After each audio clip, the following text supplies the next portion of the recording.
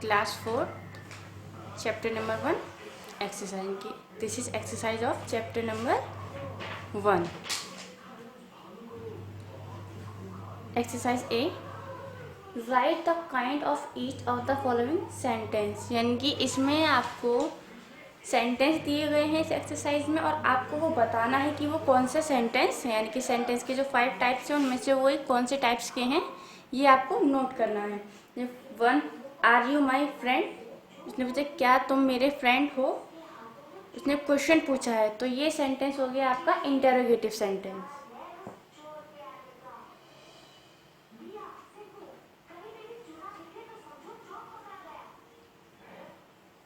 Interrogative sentence. Clear. 2, Shweta is a good student. यानी कि श्वेता बहुत अच्छी स्टूडेंट है. ये एक स्टेटमेंट है ये और ये अफर्मेटिव स्टेटमेंट है तो हम यहाँ पर लिखेंगे statement.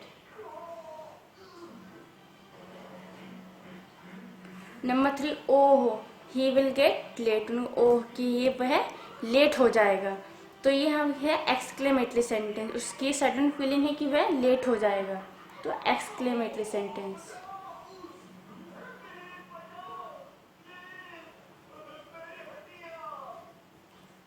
Number 4, you have accepted her gift. इनकी आपको उसका गिफ्ट एक्सेप्ट करना चाहिए तो ये एक सजेशन है. तो जब हम सजेशन देते हैं तो वो स्टेटमेंट आपका होता है imperative.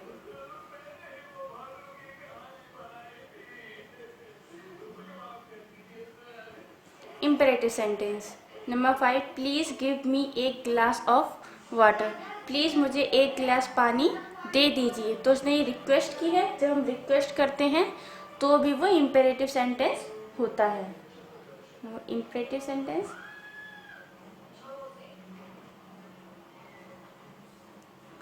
Number 6, open your book at page 7. यानी कि अपनी बुक का 7 पेज ओपन कीजिए. ये ऑर्डर भी हो सकता है या एक रिक्वेस्ट भी हो सकती है कि अपने बुक का पेज नंबर 7 ओपन कीजिए. अगर ये ऑर्डर है तो भी जब हम किसी को ऑर्डर देते हैं तो वो सेंटेंस हमारा इम्पेरेटिव सेंटेंस होता है.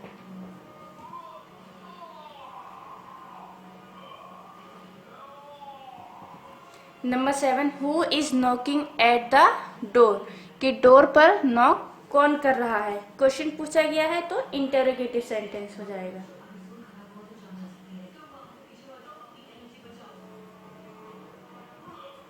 Number 8, let's go for a walk now. किसी बोले चलो अब एक वॉक पर चलते हैं, टहलने चलते हैं तो ये सेंटेंस होगा आपका imperative sentence.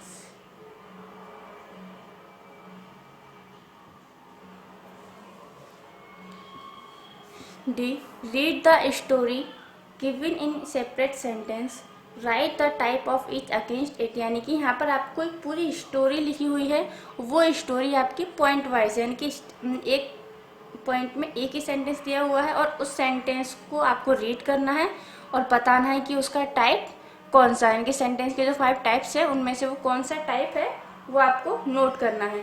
So let's start. An ox was sleeping under a tree. एक ऑक्स ट्री के नीचे सो रही थी. तो ये नॉर्मल सेंटेंस है. स्टेटमेंट सेंटेंस हो गया. Statement.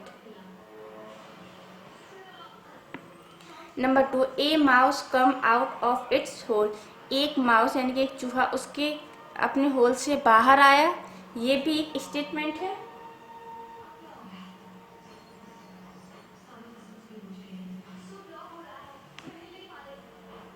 Number 3, it bit on his nose. ये भी आपका एक सेंटेंस हो गया. वो स्टेटमेंट हो गया. Number 4, the ox woke up. Ox उठ गया तो ये भी सेंटेंस स्टेटमेंट है.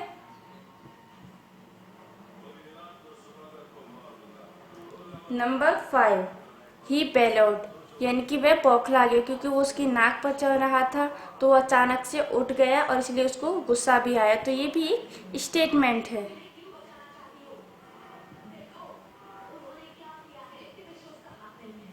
Number 6, who has bit me on my nose. वो इसमें इसने क्वेश्चन पूछ लिया कि मेरी नोज पर बिट किसने किया, क्वेश्चन हो गया ये, तो हो गया interrogative sentence.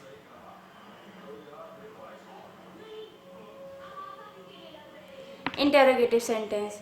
Number 7, the mouse run away, यानी कि माउस वहां से भाग गया। तो ये है आपका statement.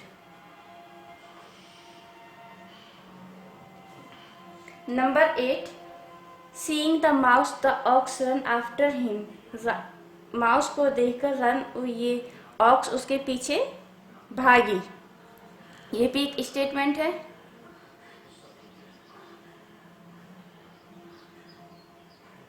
Stop you little mouse, उसने उससे अचानक से कहा यू लिटिल माउस स्टॉप, यानी कि रुक जाओ, क्योंकि वो उसके पीछे भाग रहा था। तो ये हो गया आपका imperative sentence.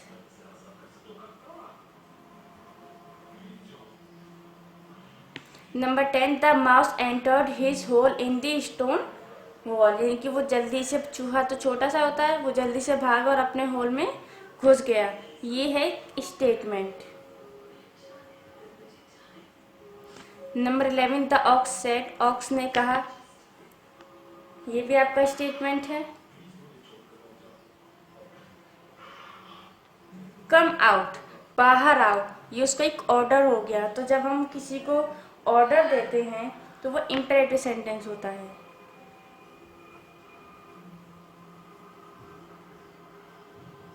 Imperative sentence.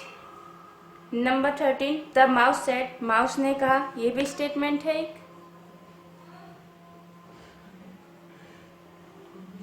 O you foolish aux, उसने कहा कि ओ यू फूलिश ऑक्स, ये कहा माउस ने, ये अचानक से उसको देखा और उसने बोला ओ यू फूलिश ऑक्स, तो ये होगा एक्सक्लेमेटरी सेंटेंस।